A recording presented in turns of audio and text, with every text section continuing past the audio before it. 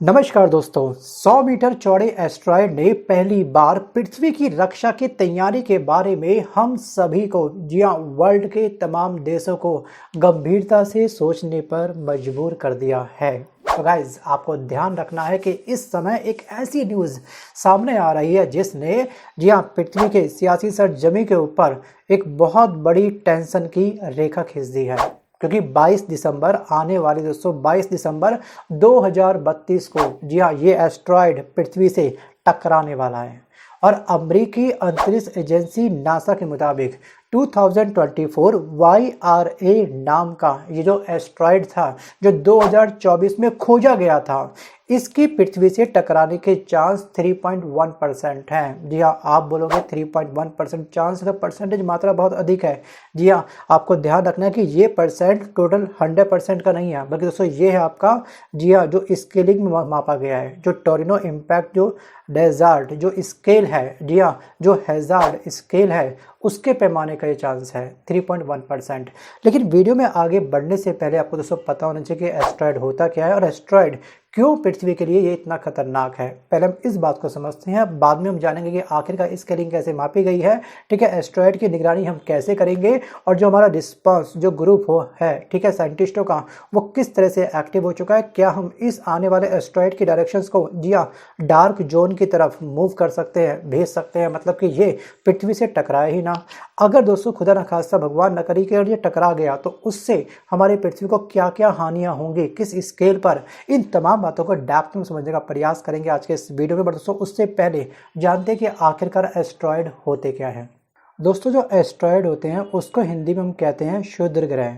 ये मंगल एवं बृहस्पति ग्रह की कक्षाओं के बीच में छोटे छोटे आकाशीय पिंड होते हैं जो सूर्य की परिक्रमा करते हैं। इसको हम लोग बोलते हैं क्या, एस्ट्रॉयड, राइट। और दोस्तों एस्ट्रॉयड कभी कभी जब पृथ्वी से टकराते हैं तो एक बहुत बड़ी त्रासदी हमारी पृथ्वी के ऊपर, जी हाँ, ये उत्पन्न करते हैं और हमारी धरती पर एक बहुत बड़ा गड्ढा बनाते हैं, गर्त बना देते हैं। मतलब एक बहुत बड़ा गोला धड़ाम से अगर फर्श पे ज़मीन पर गिरेगा तो वहाँ पे लाजमी है कि गड्ढा बन जाएगा। आपको याद होगा दोस्तों, महाराष्ट्र में एक झील है जिसका नाम है लोनार झील, वो इसी गर्त का एक बहुत बड़ा एग्जाम्पल है। जी हाँ, जो महाराष्ट्र में लोनार झील का निर्माण हुआ है दोस्तों, वो निर्माण हुआ है एक एस्ट्रॉयड के द्वारा। जी हाँ, वहाँ पर एक एस्ट्रॉयड गिरा था जिसने एक बहुत बड़ा गड्ढा बना दिया। जी हाँ, इतनी बड़ी एक झील वहाँ पे तैयार हो गई। सो गाइस, एक है आपका फोर वेस्टा, एक मात्र ऐसा एस्ट्रॉयड है जिसे हम लोग अपनी खुली आंखों से देख सकते हैं। और पूरे वर्ल्ड के अंदर सर्वप्रथम खोजा गया जो पहला एस्ट्रॉयड था उसका नाम था दोस्तों सेरस। ठीक है, इसकी खोज हुई थी 1819 में। और ये जो हमारा एस्ट्रॉयड है जिसका नाम है सेरस, जी हाँ, ये 4.6 ईयर में, जी हाँ, 4.5 साल से अधिक के वर्ष में सूर्य की एक परिक्रमा को पूरा करता है। और जब भी एस्ट्रॉयड पृथ्वी से टकराते हैं तो एक नेगेटिव इम्पैक्ट पूरी पृथ्वी के अंदर ला देते हैं। सो गाइस, ये बातें आपको अच्छे से ध्यान रखनी है। सो गाइस, अगर आप किसी भी कॉम्पिटिटिव एग्जाम की तैयारी कर रहे हैं, खासतौर पर अगर आप स्टेट पीसी से तैयारी कर रहे हैं, तो आप सबसे मेरी रिक्वेस्ट ये है कि जितने भी हमारे ग्रह हैं, जी हाँ, बुध, शुक्र, पृथ्वी, मंगल, जितने भी हमारे ग्रह हैं, आखिरकार उनका परिभ्रमण समय अपने अक्ष पर, ठीक है, कितने दिन का होता है, या फिर आप मुझे भेज सकते हैं कि परिक्रमा समय सूर्य के जो चारों ओर जो चक्कर लगाता है उसे कुल कितने दिन का समय लगता है, और इन तमाम ग्रह का जो डायमीटर है, जो व्यास है, कुल कितने किलोमीटर है, और उन तमाम ग्रह के कितने उपग्रह हैं। वीडियो को पॉज करके आप मुझे कमेंट जरूर करिएगा और वीडियो के अंत में, जी हाँ, हम इसका बताएंगे आपको राइट आंसर क्या होगा।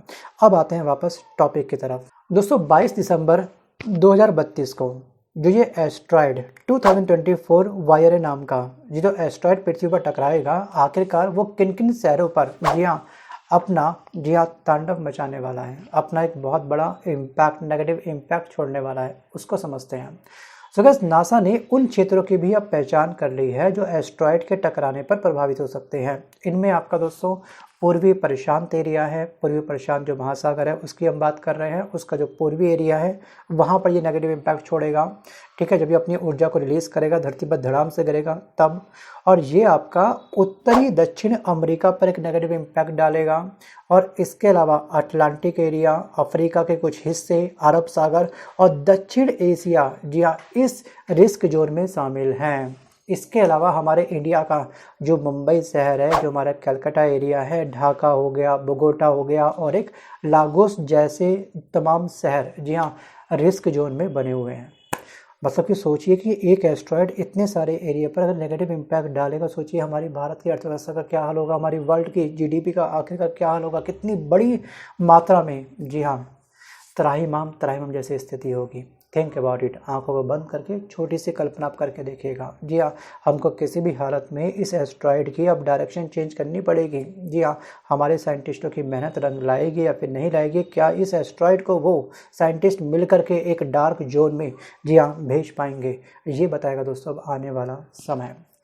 सो गाइस, आपको ध्यान रखना है कि इस एस्ट्रॉयड के पृथ्वी से टकराने के 3.1% चांस हैं। जी हाँ, एस्ट्रॉयड का खतरा बताने वाली दोस्तों एक स्केल होता है, उसको बोलते हैं टोरिनो इम्पैक्ट हैज़ार्ड स्केल पर इसे 3 की रैंक प्राप्त हुई है, 3 का दर्जा प्राप्त हुआ है। जी हाँ, जो नज़दीकी टक्कर को साफ साफ दर्शाता है। जैसे आपको याद होगा कि जब अर्थक्वेक आता है, जी हाँ जब भूकंप आता है, तो रिक्टर स्केल पर जितनी रैंक अधिक होती है 1 से लेकर के 10 तक के बीच में, अगर किसी अर्थक्वेक की किसी भूकंप की रैंक अगर 5 या 6 है, सोचिए कितना बड़ा कंपन होता है। जी हाँ, 3 रैंक भी बहुत तगड़ी रैंक होती है। तो वैसे ही इसके लिए भी एक स्केल तैयार किया गया है। कोई भी एस्ट्रॉयड अगर टकराने वाला है तो उसके लिए भी हम लोग क्या करते हैं, आने वाली इसकी क्या स्पीड होगी, कितनी ये ऊर्जा अपना रिलीज करेगा टकराने के बाद, तो एक आइडिया लगाने के लिए जो स्केल बनाया गया है उसको बोला गया है टोरिनो इम्पैक्ट हैज़ार्ड स्केल। जी हाँ, इसे उसमें 3 की रैंक प्राप्त हुई है। अब यहाँ पे टॉर्नेडो स्केल 0 से लेकर के 10 तक का होता है। 0 का मतलब क्या होता है कि टक्कर का कोई रिस्क नहीं है, जबकि 10 का आंकड़ा जी हाँ पक्का निश्चित रूप से श्योरिटी के साथ जी हाँ टक्कर होगी, इस बात को ये इंडिकेट करता है।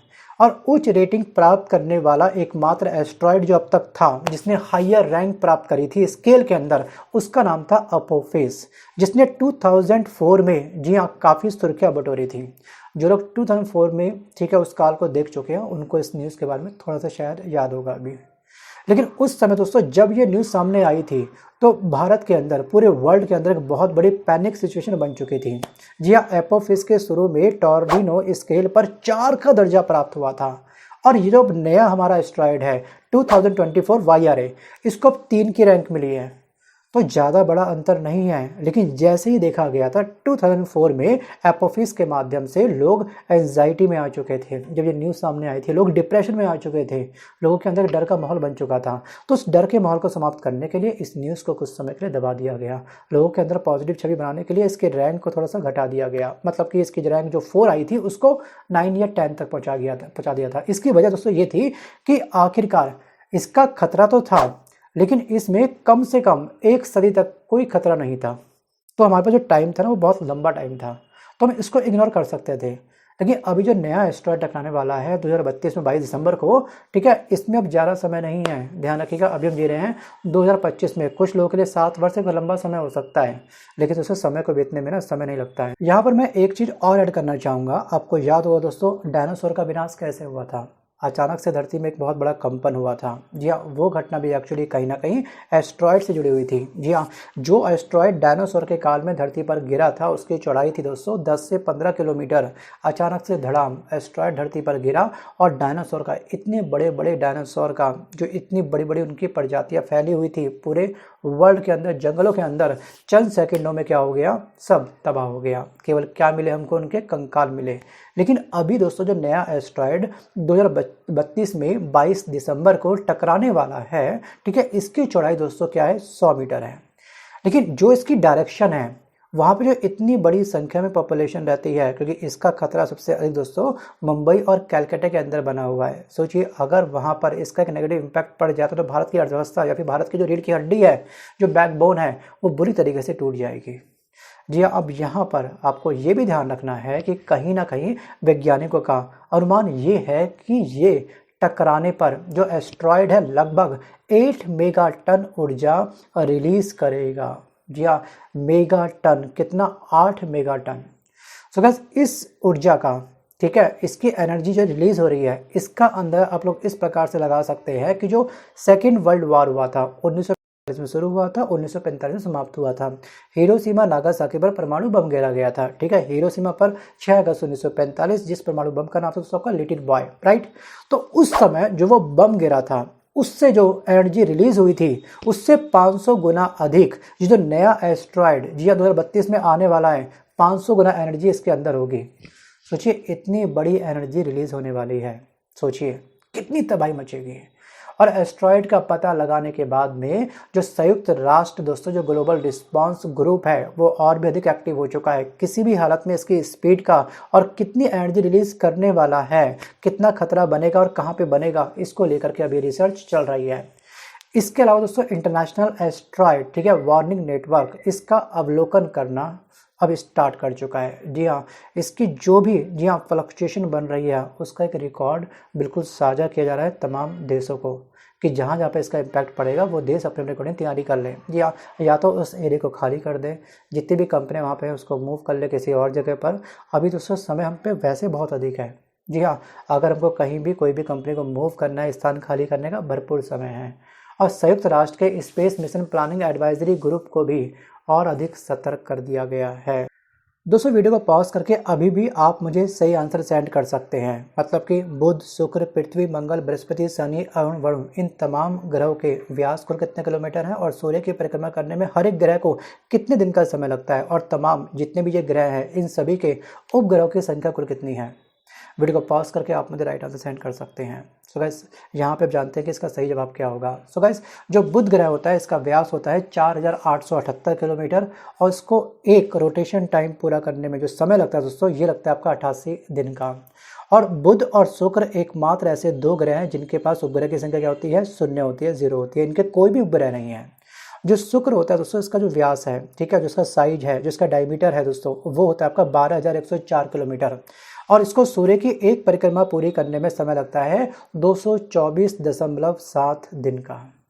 अगर हम बात करें पृथ्वी के बारे में, मोस्ट टाइम पे क्वेश्चन है वनडे एग्जाम में, खासतौर पर एसएससी एग्जाम में कई बार क्वेश्चन पूछा गया कि आखिरकार पृथ्वी का व्यास जो है उसका एग्जैक्ट ठीक है डायमीटर कितना है, कितना किलोमीटर है। सो गाइस 12,756 से लेकर के 12,790 किलोमीटर के आसपास इसका व्यास है और इसकी एक परिक्रमा पृथ्वी को पूरी करने में सूर्य के समय लगता है 365.26 डेज, 365.26 दिन। और पृथ्वी का जो एकमात्र उपग्रह है दोस्तों उसकी संख्या है 1। ठीक है, अब पृथ्वी का उपग्रह कौन है आप मुझे वीडियो को पॉज करके वो कमेंट जरूर करिएगा। सो गाइस बात करते हैं मंगल के बारे में दोस्तों। तो मंगल का व्यास है 6796 किलोमीटर और 687 डेज का इसको टाइम लगता है और यहाँ पे जी हाँ इसके उपग्रह की संख्या आपकी 2। ठीक, अब बात करते हैं मंगल 6796 किलोमीटर, 687 डेज और 2 इसके उपग्रह हैं जो अभी मैंने आपको डिस्कस किया। अब जाते हैं पृथ्वी की तरफ, सॉरी बृहस्पति की तरफ। ठीक है, बृहस्पति का जो व्यास होता है 1,42,984 किलोमीटर। ठीक है, 11.9 वर्ष का समय लगता है इसको। और जो शनि है 1,20,536 किलोमीटर, 29.5 वर्ष का समय लगता है इसको। और इसके जो उपग्रह की संख्या होती है दोस्तों वो है आपके 82, अब बढ़ चुकी है। ठीक है, अरुण का जो व्यास होता है 51,118 किलोमीटर है, 84 वर्ष का समय लगता है इसको सूर्य की एक परिक्रमा पूरी करने में। और वहीं अगर हम बात करते हैं वरुण के बारे में तो इसका व्यास होता है 49,100 किलोमीटर और 164.8 वर्ष का इसको समय लगता है सूर्य की एक परिक्रमा पूरी करने में। और इसके उपग्रह की संख्या दोस्तों क्या है, 13 है। ठीक है, अरुण की 27, वरुण की आपकी 13 है। सो गाइस आज के इस वीडियो में बस केवल इतना ही।